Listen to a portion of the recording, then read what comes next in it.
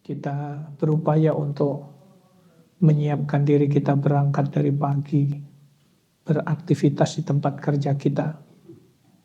Itu semuanya dalam rangka bagaimana menjadikan kehidupan kita untuk mendapatkan nafkah untuk keluarga kita tercapai, tentu saja dengan kesempatan waktu, kesempatan umur yang Allah berikan. Semoga aktivitas kita hari ini membuka pintu rezeki, mengalirkan rezeki untuk kita dan keluarga kita yang berkah untuk kehidupan kita semuanya. Jemaah rahimakumullah, kaji kita hari ini melanjutkan poin yang kemarin, membangun keluarga Qurani menuju Indonesia emas. Poin ini tentu saja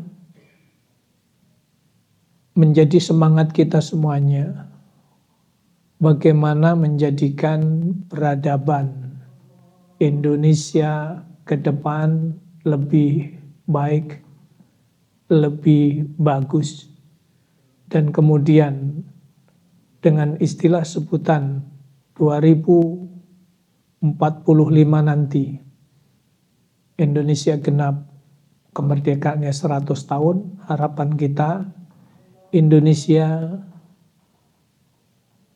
sebagaimana yang kita cita-citakan semuanya, sebagai negeri yang baldatun thayyibatun wa rabbun ghafur, sebagai sebuah negeri yang baldatun thayyibah. Baldatun thayyibah itu adalah sebuah negeri yang negeri itu tercukupi kehidupannya, semua ide, gagasan, karya, usaha, semuanya itu menjadi penopang, menjadi pendukung. Negeri itu benar-benar menjadi negeri yang dikenal adil dan makmur. Karena disebutkan bangsa Sabah, atau kita kenal dengan negeri Sabah, itulah negeri yang disebut yang pertama kali sebagai negeri yang baldatun thayyibatun wa rabbun ghafur. Sampai kemudian jannatain an yamini wa shimal. Negeri itu ada danau yang sangat besar, dan kemudian ada kanalisasi, kemudian dialirkan di sawah-sawah, dan kemudian tumbuhlah di negeri itu tumbuh-tumbuhan yang kalau digambarkan lewat saja, itu sudah bisa langsung sambil metik buah-buahan, kebutuhan sehari-hari tinggal metik saja. Itu sudah cukup. Dan kemudian kekayaan alam yang lain pun juga begitu. Baik emas, juga tambang yang lain. Menjadikan negeri itu sampai-sampai mau zakat saja, begitu mengeluarkan zakat di negeri itu nggak layak ada yang menerima zakat. Kenapa? Karena semuanya udah kaya. Nggak ada yang layak menerima zakat, harus dikirim ke luar negeri. Dikirim zakat itu ke negeri yang lain. Karena saking kayanya. Dan disebutkan dalam ayat itu, semua negeri Sabah itu karena bersyukur kepada Allah Subhanahu wa Ta'ala dan beribadah hanya kepada Allah.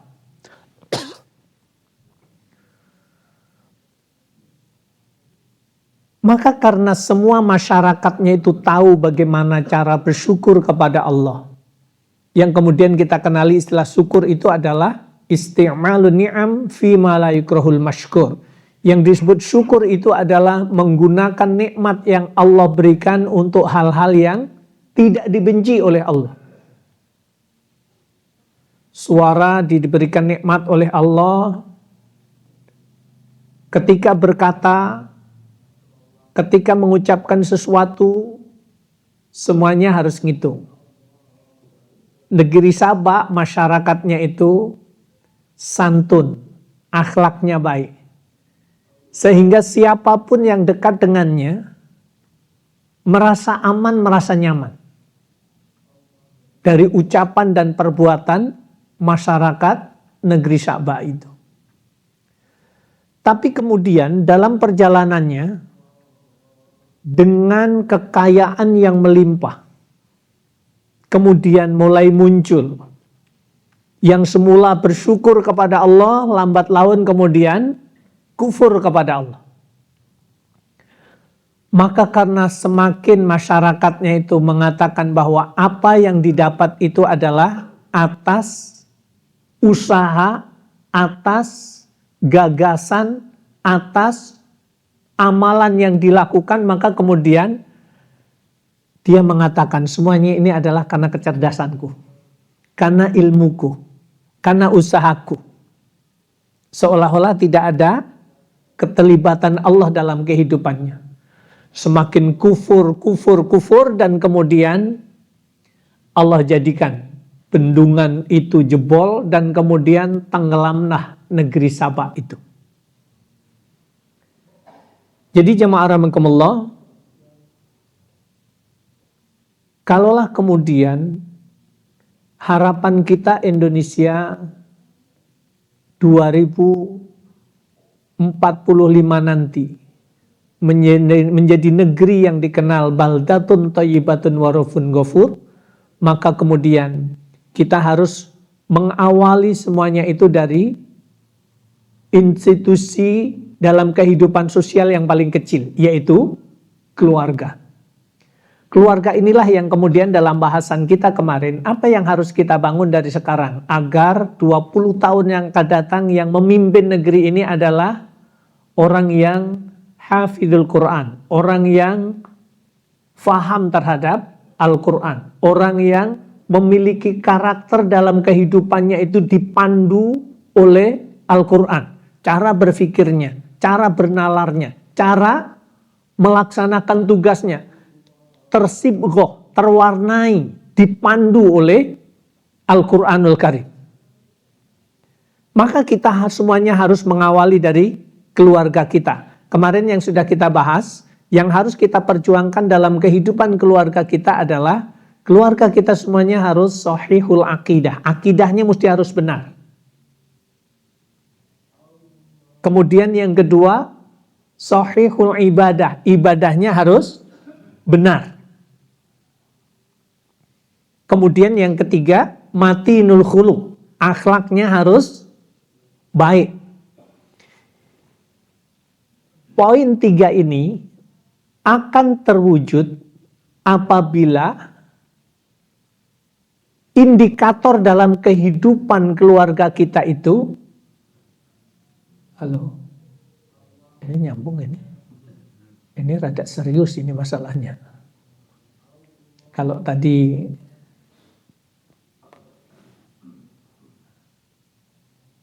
pembawa acaranya berpesan mohon tidak tidur, karena kalau tidur benar-benar nggak dapat ini. Tapi kalau memang ngantuk silahkan. Itu nikmat Allah, syukuri dengan caranya. Caranya memang harus tidur. Dinikmati saja.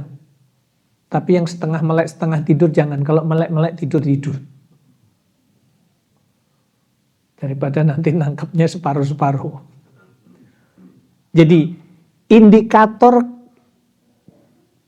kalau ciri ini ada dalam kehidupan kita, akidahnya benar, ibadahnya benar, akhlaknya itu baik, maka kemudian indikatornya itu yang pertama adalah yata'allamunal Qur'an.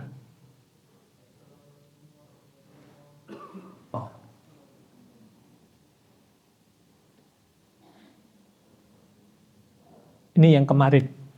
Ya. Nanti lengkapnya tentang ini PowerPoint rada bagusnya sudah kita buat, PDF-nya nanti bisa minta ke pengurus untuk baca-baca. Sudah saya siapkan. Ini kalau saya tulis ini 400 halaman. Bukunya ini 400 halaman.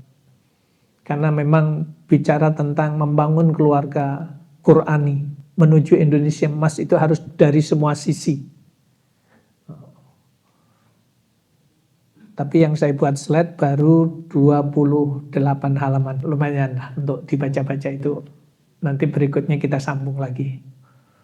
Karena kalau baca 400 halaman lumayan itu. Melihat bukunya kadang-kadang nek duluan gitu ya. Kita sendiri nggak semangat. Kayak kita namanya, karena salah satu nanti poinnya adalah yang pertama itu, ya ta'alamunal Quran itu termasuk konteksnya adalah keluarga kita, literasinya harus kuat.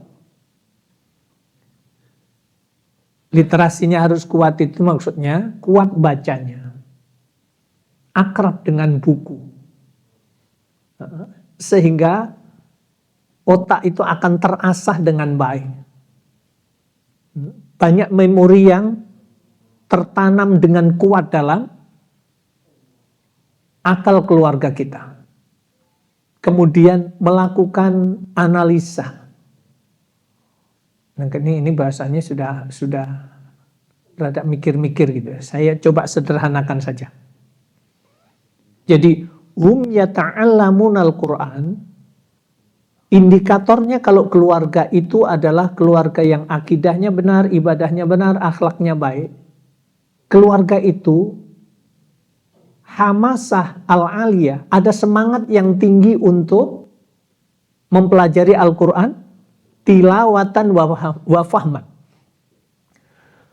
Semangat mempelajari bacanya sampai mendapatkan bacaan yang benar, bacaan yang tartil, bacaan yang indah.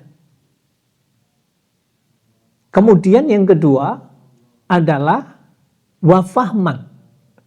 Memahami isi Al-Quran itu berdasarkan pemahaman yang benar. Memang ada yang tidak benar, banyak. Yang dikaji Al-Quran juga, tetapi cara memahaminya itu tidak memakai standar baku untuk memahami yang benar. Sehingga apa yang difahami, dikaji itu adalah tidak lain hanya untuk menjustifikasi pemikirannya. Yang ujungnya kita kenal dengan istilah pemahaman liberal. Jadi kalau ada ayat bertentangan dengan akalnya, dia akan katakan ayat ini sudah tidak relevan lagi, maka perlu direduksi. Bahasa mereka begitu. Bahasanya kayaknya ilmiah. Kalau bahasa disederhanakan lagi, ayat ini sudah tidak pas lagi untuk zaman sekarang. Maka kemudian harus dihapus, diganti dengan yang cocok dengan akal. Kalau dulu dikenal dengan istilah Mu'tazilah. Orang yang mengedepankan akalnya dibanding wahyu. Nah yang benar, gimana pun ceritanya, kalaulah akal kita belum mampu menjangkau, kita harus dudukkan ayat itu yang benar. Contoh sederhana nih, tentang Isra dan Mi'raj. Gimana memahami dengan akal sampai hari ini kita belum ketemu ini. Perjalanan kecepatan dari Masjidil Haram ke Masjidil Aqsa ke Sidratul Muntaha, sebelum malam sudah balik lagi ke dunia. Itu kalau pakai ilmu yang lain pun hitungannya juga orang yang jalan benda yang keras dengan kecepatan seperti itu sampai langit, sebelum sampai sana udah hancur. Itu pakai akal. Apalagi disebutkan balik sebelum subuh, balik lagi ke bumi. Lebih tidak ketemu lagi. Jadi jemaah rahimakumullah, ada yang sampai hari ini akal kita tidak mampu menjangkau, tapi tetap saja kita katakan itu benar. Yang mengatakan benar itu bukan akal kita lagi, tapi keyakinan kita, iman yang Allah berikan kepada kita.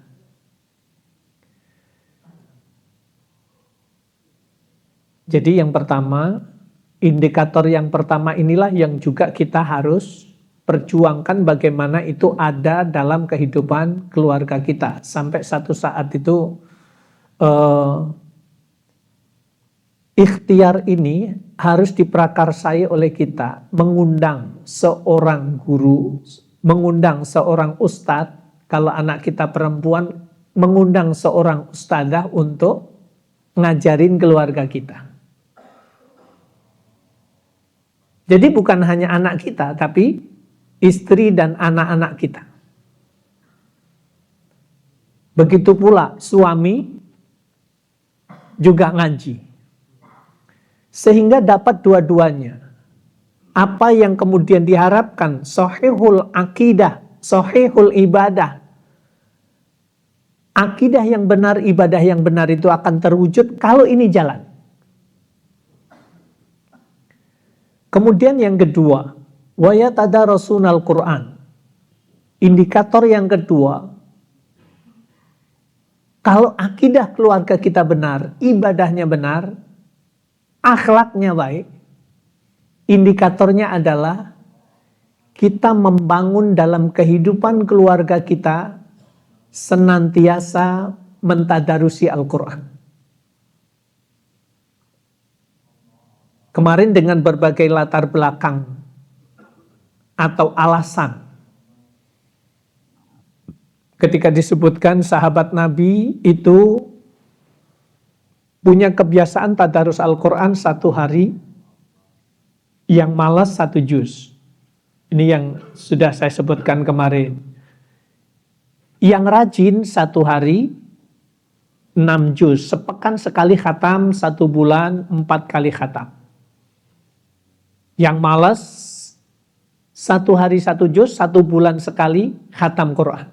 Yang paling rajin diabadikan dalam kitab Bukhari, 1 hari 10 juz, 3 hari sekali khatam Quran.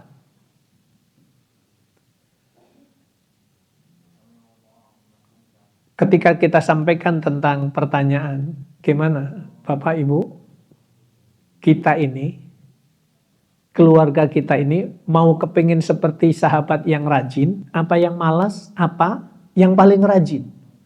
Mau jawab tiga-tiganya tidak ketemu tuh. Mau bilang kepingin seperti yang malas saja 1 hari 1 juz.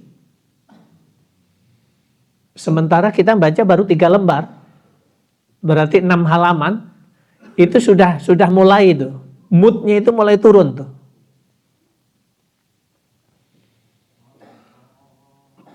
Tapi memang kemudian jamaah rahimakumullah, kita memang dalam hal ini harus berupaya memaksa diri kita sebagai ayah, sebagai ibu. Kita paksa diri kita untuk menjadi qudwah dalam kehidupan keluarga kita. Tadarus itu kita paksa 1 hari 3 lembar. Tanggal muda atau tanggal tua, pokoknya 3 lembar. Lagi mood, atau moodnya lagi menurun, atau moodnya hilang, paksa pokoknya 1 hari 3 lembar. Kan rumusnya gampang kan? Kita ini lebih baik awalnya terpaksa dan kemudian benar-benar terpaksa menjadi kebiasaan, nanti ujungnya terpaksa masuk surga, itu lebih baik daripada masuk neraka dengan sukarela. Ini kayaknya bahasa membuat kita kadang-kadang gelitik gitu ya. Tapi ini serius ini. Dalam kehidupan kita, coba katakanlah orang yang mabuk-mabukan. Ketika dia minum, dia dipaksa apa? sukarela. Datang ke bar sukarela, beli wine sukarela, yang paling mahal lagi dibeli dengan sukarela, minum dengan sukarela. Kalau saat itu Allah takdirkan mati, nanti digambarkan di hari akhir orang yang hidupnya itu mabuk-mabukan, nanti di padang mahsyar perutnya itu sebesar seluas bumi ini. Artinya apa? Dia ngurusin perutnya sendiri aja nggak bisa berbuat apa-apa, lari nggak bisa, ke sana sini juga nggak bisa. Ketika nanti digiring untuk masuk neraka, dia nggak usah pakai digiring, dia sudah tahu tempatnya itu, sudah ikhlas saja itu.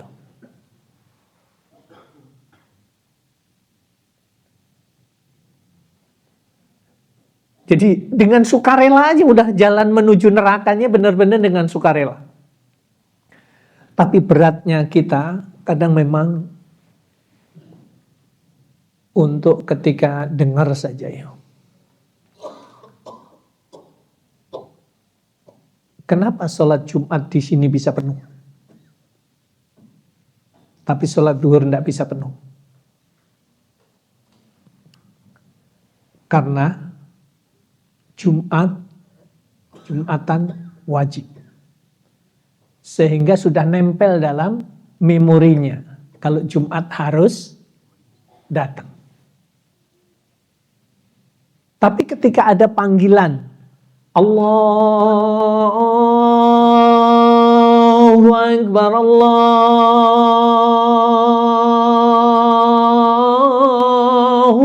Akbar. Adzan duhur. Bukan azan hari Jumat. Kenapa tidak merespon untuk cepat datang? Karena merasa tidak wajib. Maka disinilah kemudian apapun bentuknya yang akan membuka pintu rezeki untuk kita, yang halal, yang berkah, maka respon kita itulah yang harus cepat. Dalam konteks tadarus Al-Quran, jamaah rahimakumullah, pastikan kita sebagai seorang suami, bacaan Quran kita benar. Jadi mempelajari baca sampai mendapatkan bacaan yang benar. Langkah yang harus kita tempuh, jamaah rahimakumullah, pastikan antum terikat. Terikat dengan sistem. Caranya gimana? Kalau ingin baca Qur'annya itu benar, masuk ke lembaga tahsin. Daftar. Bayar. Kita ya pastikan kita bagian dari yang ada di kelas itu. Karena kalau gurunya yang kita undang di rumah, itu seringkali kemudian WA, mohon maaf Ustadz ya, besok kayaknya ada acara keluarga deh. Libur dulu ya, ini pengalaman ngajar ini, ajar Wifat. Pekan depan WA lagi, Ustadz, besok kayaknya harus pulang kampung. Mohon izin. Libur dulu ya, libur dulu, moodnya benar-benar turun, akhirnya tidak ngabarin lagi. Jadi ustadznya sering diatur. Ini yang sering terjadi kalau kita mendatangkan ustadz ke rumah. Kecuali kalau kajian umum ya, kajian untuk keluarga kita, saya pun juga begitu. Untuk istri dan anak saya, itu ada pengajian khusus kita undangkan. Kalau untuk kebetulan anak 11 itu lakinya 2, perempuannya 9. Makanya kemudian udah ibunya sama anaknya sudah satu jamaah sendiri itu. Panggilkan ustadzah untuk ngajar di rumah. Karena yang menyangkut tentang seputar keakhwatan nanti, yang leluasa menjelaskan adalah ustadzah pastinya. Baik, ini semuanya juga dalam rangka bagaimana wafahman keluarga itu benar-benar tersibghah, terwarnai dengan Al-Quran itu. Tadarus, kita biasakan gantian. Sebelum pengajian, bacanya sambil dibetulkan, setengah jam sebelum kajian dimulai, tadarus gantian. Ditahsin, diperbaiki. Maka untuk kita, bapak-bapak dan ibu-ibu semuanya, sampai saya berusaha untuk membuat link Zoom ya, kelas tahsin itu dalam rangka memfasilitasi yang memang kebetulan mungkin macet atau apa dalam perjalanan atau sebelum pulang luangkan waktu setengah jam dulu untuk disimak bacaannya, cukup 15 menit saja. Tapi alhamdulillah peserta yang dari Qatar sampai hari ini itu saya nyimaknya itu jam 8 malam. Berarti di sana sekitar jam 4, jam setengah 5 pulang dari kerja. Itu dalam mobil, dalam bus gitu ya, baru ngebor minyak. Dalam bus itu setoran. Tat, saya baca surat ini, minta tolong disimak, ini sudah saya siapkan tadi, saya sudah baca berulang, tolong disimak. Udah. Nanti kemudian yang dari New Zealand juga seperti itu. Orang Indonesia tapi ya. Jadi prinsipnya memanfaatkan yang Zoom atau yang kita langsung ketemu gitu ya, itu harus tetap jalan. Manfaatkan semuanya itu. Karena kalau lihat wajahnya, wajah-wajah yang ya ada yang separuh umur lagi, ada yang sudah deket-deket gitu ya. Nggak lama lagi gitu maksudnya. Kalau saya 55 tahun berarti kalau harus sampai 60 tahun 5 tahun lagi. Kalau jatahnya 60. Kalau sampai 70 ya berarti 15 tahun lagi. Itu pun juga kalau sampai gitu.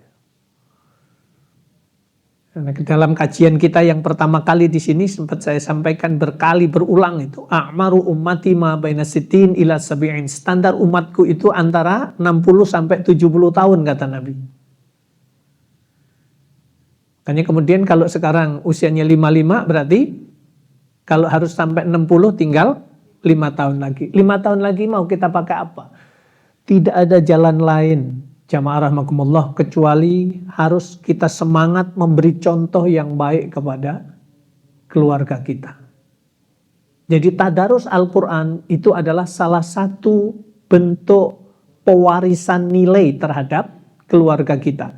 Kalau satu saat kita dipanggil oleh Allah, kemudian anak cucu kita ngelewatin di tempat yang biasanya kita tadarus Al-Quran itu, pasti bunyinya, anak cucu kita bunyinya, dulu kakek di tempat ini, dulu ayah di tempat ini, dulu ibu di tempat ini, setiap pagi pasti tadarus Al-Quran.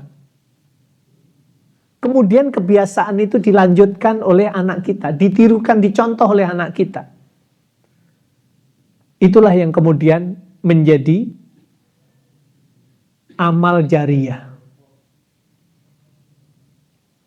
Kebiasaan yang baik yang kita wariskan kepada generasi kita. Begitu pula yang ketiga, menghafalkan Al-Quran. Ini juga harus menjadi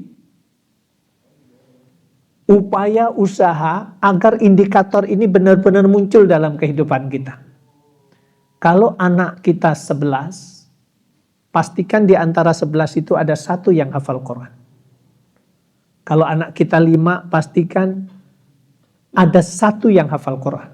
Kalau anak kita 2, pastikan salah satunya hafal Quran. Kalau kita anaknya 1, berjuanglah untuk menjadikan anak kita itu hafal Quran. Kenapa? Karena yang kita kenali sosok-sosok tokoh besar terdahulu. Imam Bukhari, Imam Muslim, Imam Syafi'i, Ibnu Sina sebagai penemu tentang ilmu kedokteran.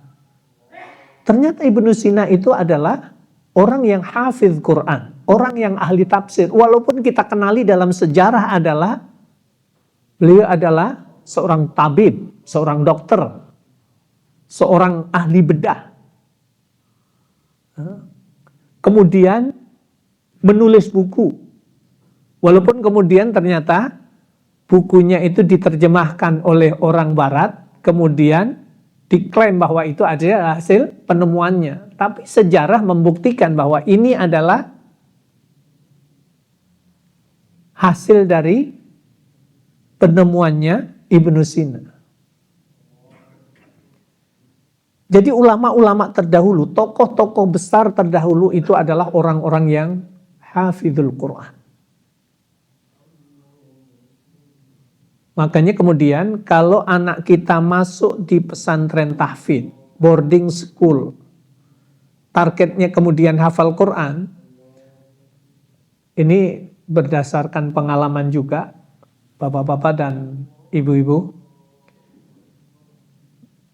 menghafal Quran, walaupun target itu dari pesantrennya ada, dari kita sebagai orang tua itu gambaran itu ada gitu ya. Tapi urusan tercapai hafalan sampai 30 juz itu selesainya 3 tahun, 4 tahun, atau 5 tahun, atau 7 tahun, itu adalah soal waktu. Kita yang harus sabar. Nah, pengalaman saya, targetnya lulus SMP, hafal 30 juz. Ternyata begitu sudah ada wisuda di SMP, di boarding school itu, yang lain teman-temannya anak saya itu, di wisuda, anak saya yang hafalannya ternyata bukan 30 juz, 1 juz. 3 tahun. Sampai kadang-kadang saking stresnya itu, tidak bisa buang air besar sepekan. Kemudian begitu masuk SMA, mestinya target juga terselesaikan. Sampai 30 juz. Ternyata begitu lulus SMA, malah ditugaskan untuk mengambil gambar yang diwisuda. Jadi kameramen anak saya. Mestinya ikut di dalam bagian dari yang diwisuda itu. Ternyata hafalannya 3 tahun itu nambah 3 juz, berarti 4 juz. Tidak tercapai juga. Sudah kemudian ini lulus aliyah, tapi tidak mencapai target juga. Tetap saja motivasi untuk anak kita itu terus berikan. Sampai kemudian saya coba jalan berdua, saya ajak ke puncak, dan kemudian saya sampaikan. Karena membahasakan adik-adiknya, saya manggilnya Mas Jafar. Kalaulah sekarang Mas Jafar tidak tercapai, dulu teman-temannya lulus SMP 30 juz selesai. Lulus aliyah 30 juz teman-temannya sudah selesai. Mas ternyata baru sampai 4 juz. Enggak apa-apa Mas. Ayah enggak apa-apa. Kenapa?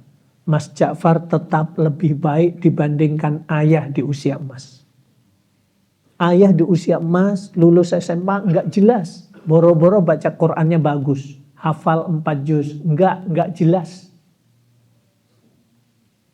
Tapi Mas harus tetap semangat. Lanjutkan aja. Qadarullah, jamaah rahmakumullah, ternyata dapat tawaran untuk kuliah di Turki. Begitu kuliah Turki, alhamdulillah, ternyata bahasa Arabnya bagus, bahasa Turkinya bagus, bahasa Koreanya bagus, bahasa Inggrisnya juga bagus. Lulus dari sana hanya 1 tahun. Bisa menyelesaikan semuanya dan hafal 30 juz. Ini yang kemudian kadang-kadang ada sesuatu yang harapan kita, anak kita idealnya sekian tahun selesai. Ya, itu idealnya, bolehlah. Tapi kalau tidak selesai, tetap kita motivasi, tetap kita berdoa kepada Allah bagaimana Allah berikan yang terbaik. Dan itu kebetul benar-benar tidak menduga semuanya. 1 tahun karena kuliahnya itu dari pagi sampai malam full gitu. Selama 1 tahun. Jadi kuliahnya itu dianggap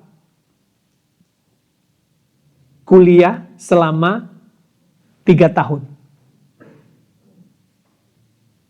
Dan alhamdulillah, dan ternyata saya lihat itu tidak 1 tahun, hanya 8 bulan malah.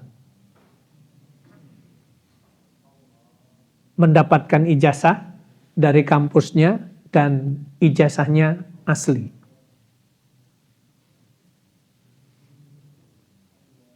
Halo? Kenapa sampai senyum? Ijazahnya bukan surat keterangan asli itu. Tapi prinsipnya, Bapak Ibu Saudara semuanya, mari kita wujudkan tadarus Al-Quran menjadi sesuatu yang hidup dalam kehidupan keluarga kita. Kalau bicara dalil sudah banyak, di awal kami sampaikan tentang nawiru buyutakum bi qiraatil Quran. Sinarilah, cahayailah rumah kamu dengan tilawah Al-Quran. Kalau bicara dalilnya banyak. Tapi semangat mewujudkan itu, targetkan diri kita sebagai seorang ayah, seorang ibu, menjadi qudwah dulu. Jalan, tadarus setiap hari. 1 hari, 1 juz. 1 juz. 1 hari 3 lembar saja. 3 lembar ini jalan, kalau moodnya sedang naik,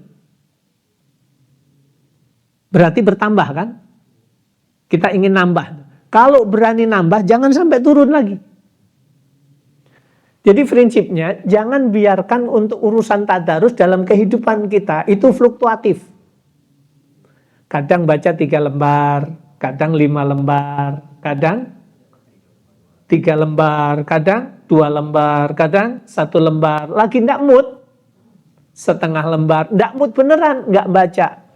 Cuman persoalannya nggak bacanya berapa lama itu. Ya tapi kan begini Ustaz. Kata Nabi itu kan al-imanu yazidu wa yanqus. Kadang iman itu naik, kadang turun. Kadang naik, kadang turun.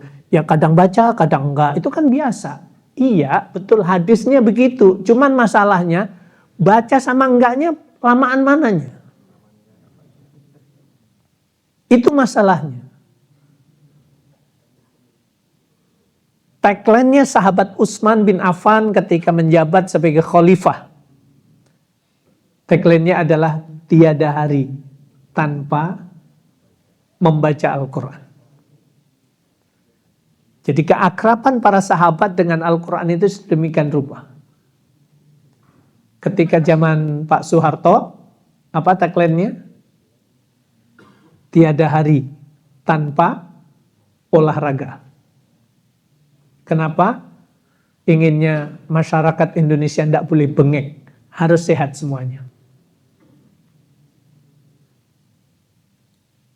Sampai kemudian dalam mata pelajaran kita juga ada 4 sehat, 5 sempurna. Tapi karena ada 1 yang hilang, maka kemudian apa yang menjadikan sehat itu akhirnya menjadi perilaku yang menyimpang. Yang korupsi emang ada yang bengek. Yang maling ada yang bengek.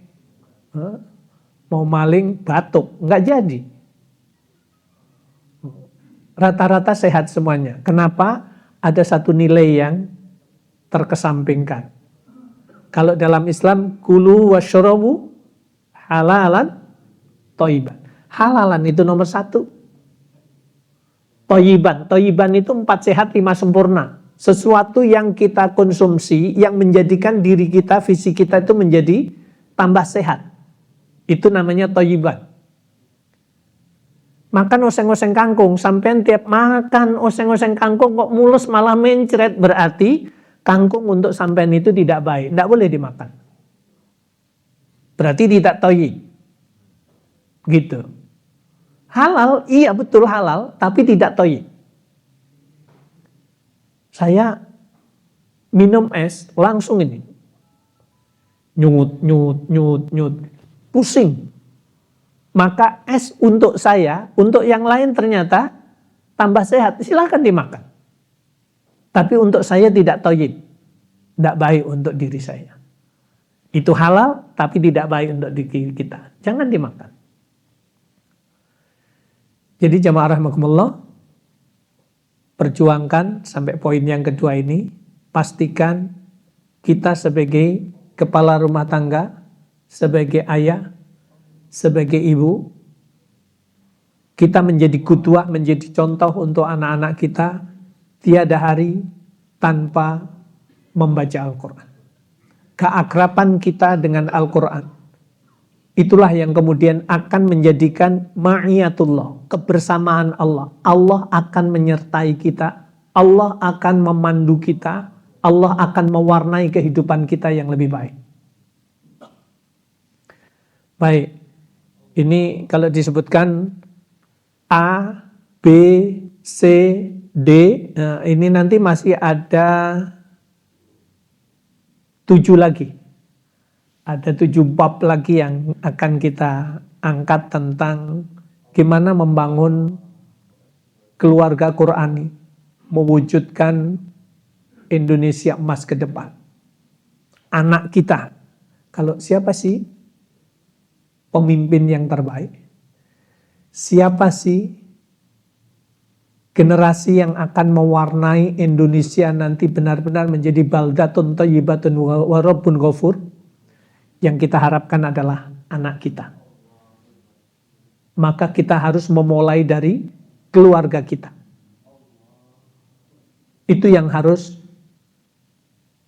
kita jangan sampai kalau ditanya siapa nanti kira-kira yang memimpin negeri ini tahun 2045 Indonesia emas nanti. Siapa ya kira-kira? Anaknya siapa ya? Ya anak kita.